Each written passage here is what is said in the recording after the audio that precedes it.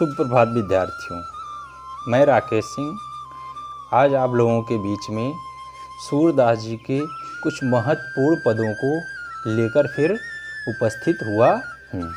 और इसके पहले जो पद मैंने बनाए थे उसको आप लोगों ने देखा है, सराहा है, जिसको देखकर मुझे खुशी प्रदान हुई है और मेरा उत्साह बढ़ा है कि आप लोगों को मेरी मेहनत अच्छी लग रही है। लेकिन आप लोगों को ये तब सबसे ज़्यादा समझ में आएगा जब वीडियो को आप अधिक से अधिक बार देखेंगे। और जहां आपको न समझ में आए उसको आप मुझे कमेंट बॉक्स में कमेंट करके बताएं कि ये चीज़ें मुझे समझ में नहीं आ रही हैं, तो मैं उसको ज़रूर अगले वीडियो में सुधार कर आपके सामने प्रस्तुत करूंगा। अब मैं आप लोगों से एक ही गुजारिश करूंगा कि आप लोग मेरे वीडियो को ज़्यादा से ज़्यादा देखिए, शेयर करिए, सब्सक्राइब करिए और दूसरे लोगों के पास भी भेजते रहिए, उन्हें बताते रहिए ताकि सभी को इसका लाभ मिल सके। जय हिंद।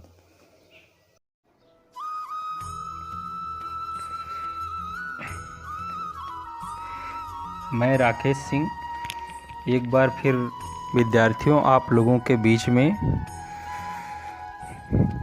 कक्षा 10 हिंदी पद्य खंड काव्य से सूरदास जी के पद को लेकर आप लोगों के बीच में आया हूँ।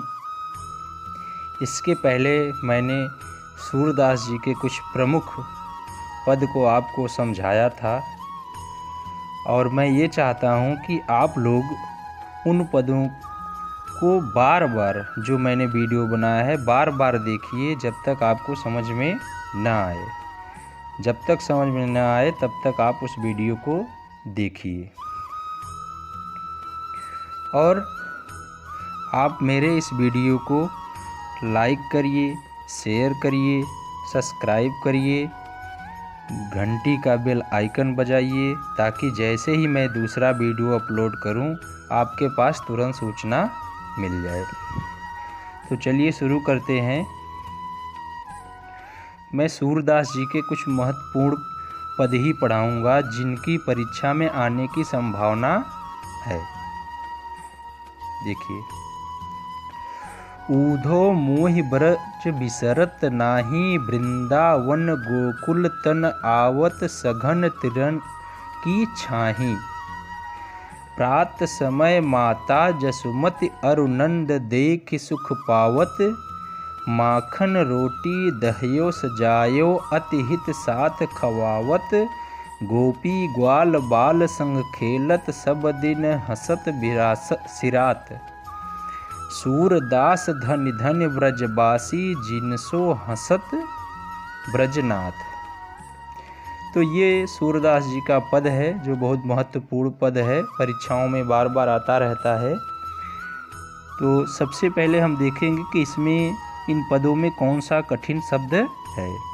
तो देखिए, गोकुल तन अर्थात गोकुल की तरफ, तिरन की, तिरन मतलब वृक्ष, लता आदि। हित, हित मतलब स्नेह, जो दूसरों का स्नेह, जो दूसरों से प्रेम करते हैं, स्नेह करते हैं। सिरात, सिरात मतलब बीतता था। सघन, सघन मतलब गहन, गहन मतलब जो गहराई हो, जैसे कि गहन वृक्षों का झुंड हो। कुंज, छोटे वृक्षों का समूह। छाही, छाया मतलब छाया। सजायो, सजायो मतलब सजा हुआ। और सिरात, सिरात मतलब बीत जाना। जदुतात, जदुतात मतलब कृष्ण। तो देखिए, सबसे बड़ी बात इसमें ये है कि जब तक हमको कठिन शब्दों का अर्थ नहीं आएगा तब तक हमें पद समझने में दिक्कत होगी। तो हमने इस पद में जो कठिन शब्द था उसको समझ लिया। अब हम संदर्भ देखेंगे, क्योंकि परीक्षा में हमें संदर्भ लिखना ज़रूरी होता है। संदर्भ लिखना इसलिए ज़रूरी होता है ताकि ये पता चलता है उससे कि यह किस पाठ से लिया गया है, इसके रचयिता कौन हैं। तो देखिए, संदर्भ कि प्रस्तुत पद्यांश हमारी पाठ्य पुस्तक हिंदी के काव्य खंड में सूरदास द्वारा रचित सूरसागर ग्रंथ शीर्षक से लिया गया है। अब इसमें देखिए प्रसंग मैं हर दोहे में अपने हर पद में बता रहा हूँ कि प्रसंग का मतलब है कि प्रस्तुत पंक्तियों में किस विषय पे कहा गया है, किस पे चर्चा की गई है, किस विषय में बताया गया है। तो देखिए कि प्रस्तुत पंक्तियों में क्या कहा गया है कि प्रस्तुत पद में उद्धव ने मथुरा पहुंचकर श्री कृष्ण को वहाँ की सारी स्थिति बताई, जिसे सुनकर श्री कृष्ण भाव विभोर हो गए। इस पर उद्धव से अपनी मनोदशा व्यक्त करते हैं। मतलब कि उद्धव जी गोपियों से मिलने आए थे और जब वो वापस जाते हैं, वापस जाकर श्री कृष्ण को वहाँ की दशा बताते हैं, तो श्री कृष्ण को गोपियों और वहाँ की याद आ जाती है, अपने माता पिता की याद आ जाती है और उसी में वो भाव विभोर हो जाते हैं।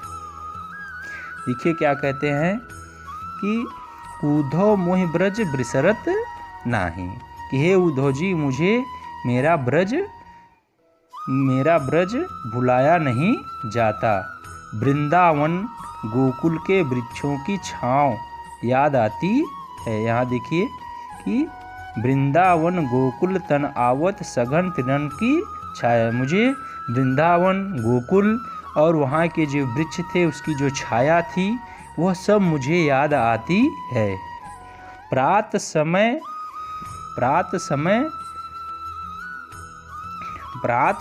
माता जसुमति अरु नंद देख सुख पावत।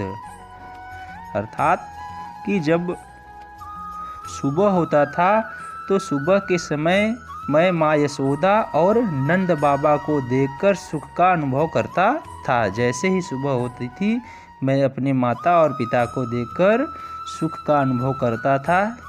माखन रोटी और दही को माँ मुझे बहुत ही स्नेह के साथ खिलाया करती थी।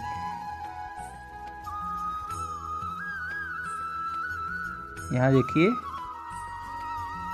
कि माखन रोटी दहयो सजाओ अतिहित साथ सने खवावत। अर्थात कि माखन रोटी को बड़े प्रेम से वह मुझे खिलाती थी। गोपी ग्वाल बाल संग खेलत सब दिन हंसत सिरात। यहाँ देखिए इसका अर्थ कि गोपी ग्वाल और बाकी सभी सखाओं के साथ खेलते हुए पूरा एक ही दिन हंसते हुए निकल जाया करता था। मुझे पता ही नहीं चलता था कि कब सुबह होता था और कब शाम होती थी और मेरा पूरा दिन गोपियों और ग्वालों के साथ खेलते खेलते बीत जाता था। सूरदास जी कह रहे हैं कि सूरदास धनि धन ब्रजवासी जिनसो हंसथ ब्रजनाथ। सूरदास जी कह रहे हैं कि ऐसे ब्रजवासी धनी हैं जिनके बीच में भगवान श्री कृष्ण रहते थे, उनके बीच में वहाँ के लोग रहते थे। ऐसे ब्रजवासी, यहाँ देखिए ब्रजवासी धन्य हैं जिनके साथ कृष्ण हंसा करते थे।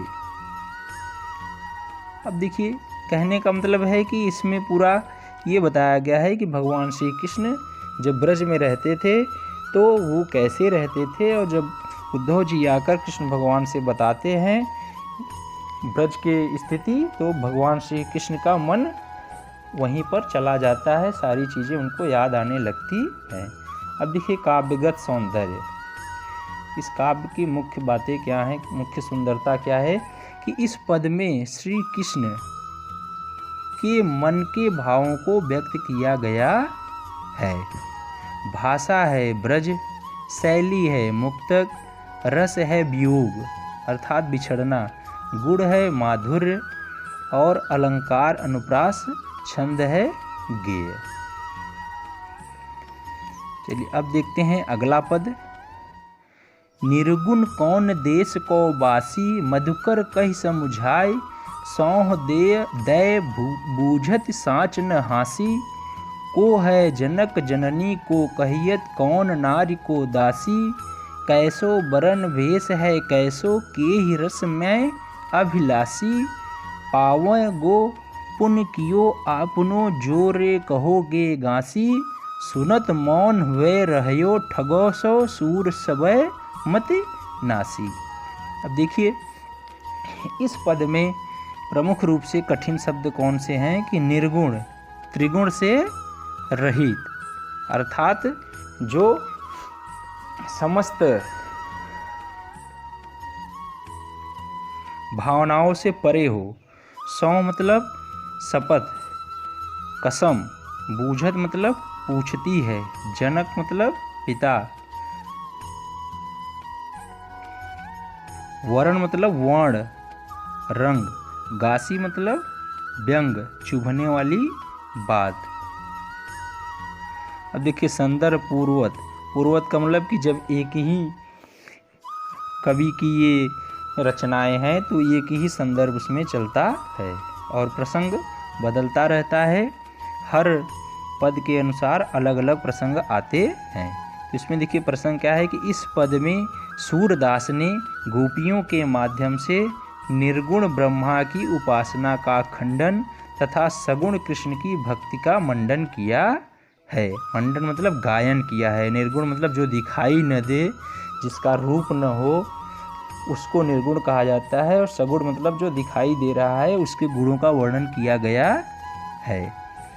तो देखिए इसमें क्या कहा जा रहा है। उद्धव से गोपियाँ कहती हैं कि निर्गुण देश कौ बासी, मधुकर कहि समुझाए सौह दे बूझत साँच न हासी। देखिए कि गोपियाँ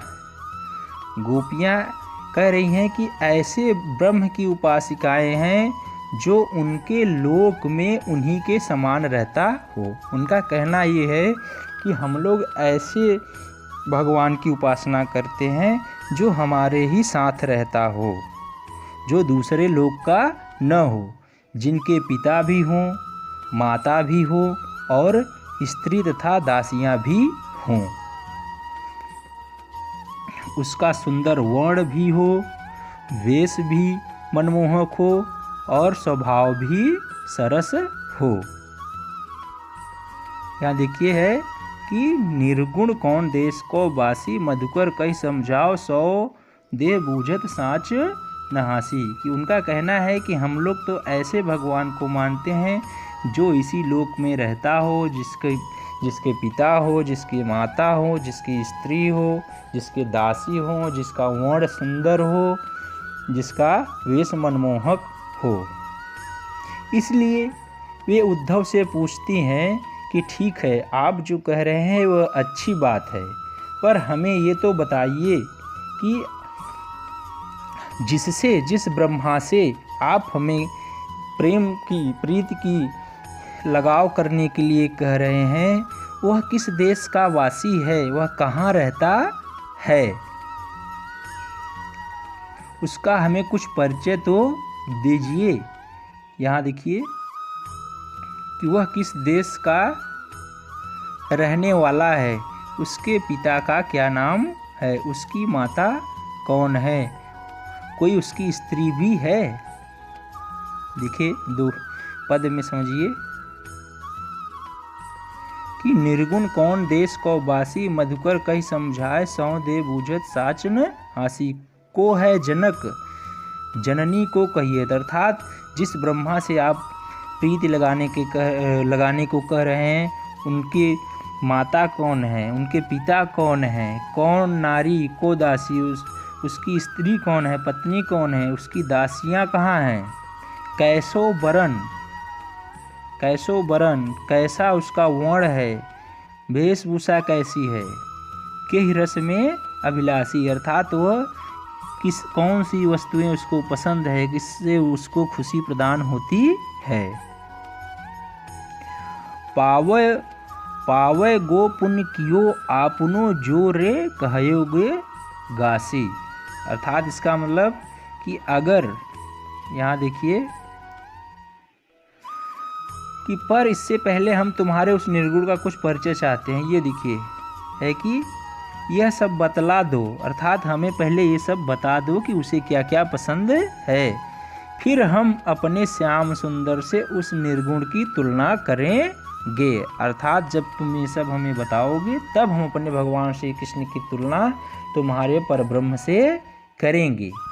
और अगर देखिए यहाँ है कि पावे गो गासी, जो अगर हमारी बातों का सीधा सच्चा उत्तर न देकर चुभने वाली व्यंग की बातें कहेगा, उसे अपने किए का फल मिल जाएगा। अर्थात हम लोग जो पूछ रहे हैं, यहाँ देखिए पावोगे पुण्य कियो आपनो जो रहे कहोगे गासी, सुनत मौन हुए रहो ठगों से सूर सब मत नासी। गोपियों का कहना है कि अगर हम लोग जो कह रहे हैं उससे जो आप अपने परब्रह्म से तुलना करा रहे हैं, अगर उसमें जरा सा भी गलती पाई गई, समानता न पाई गई, तो तुम जो हम लोगों के साथ झूठा बखान कर रहे हो उसका फल तुम्हें ही प्राप्त होगा। यह सुनते ही उद्धव द मौन और ठगे से रह जाते हैं, उनकी समस्त बुद्धि नष्ट हो जाती है। तो इस पद में यही बताया गया है कि भगवान श्री कृष्ण से प्रीति हटाकर ब्रह्मा के साथ प्रीति लगाने के लिए सूरदास जी के पद में यही बताया गया है कि उनसे प्रीति कर लीजिए, ब्रह्मा से प्रीति कर लीजिए और भगवान श्री कृष्ण से प्रीति हटा लीजिए। इस पर गोपियों ने ऐसे ऐसे प्रश्न पूछे कि उद्धव की मति ही मारी गई। देखिए अगला यहाँ पर काव्यगत सौंदर्य है कि इस पद में बताया गया है कि ज्ञानियों का विवेक अज्ञानियों के तर्क के आगे सामने शून्य हो कर रह जाता है। उद्धव अपने आप को ज्ञानी समझते हैं और गोपियाँ तो अज्ञानी हैं, वो पढ़ी लिखी नहीं है, इसलिए वे केवल अपने अज्ञान के तर्क के आगे उद्धव जैसे ज्ञानी व्यक्ति को भी एकदम से मूर्ख बना दिया। भाषा है ब्रज, शैली है मुक्तक, रस है वियोग श्रृंगार और गुण है माधुर्य। तो इस प्रकार हम लोग आज सूरदास जी के पद के कुछ महत्वपूर्ण पदों को पढ़ा। मैं आपसे फिर से यही कहना चाहूँगा कि आप लोग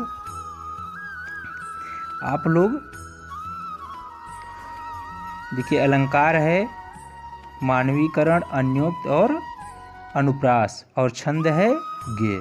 तो मैं आप लोगों से यही कहना चाहूँगा कि वीडियो को बार बार देखिए जब तक आपको ये समझ में न आ जाए, और मेरे वीडियो को ज़्यादा से ज़्यादा लाइक करिए, सब्सक्राइब करिए और शेयर करिए। और अगले वीडियो में मैं तुलसीदास जी का जीवन परिचय लेकर आऊँगा।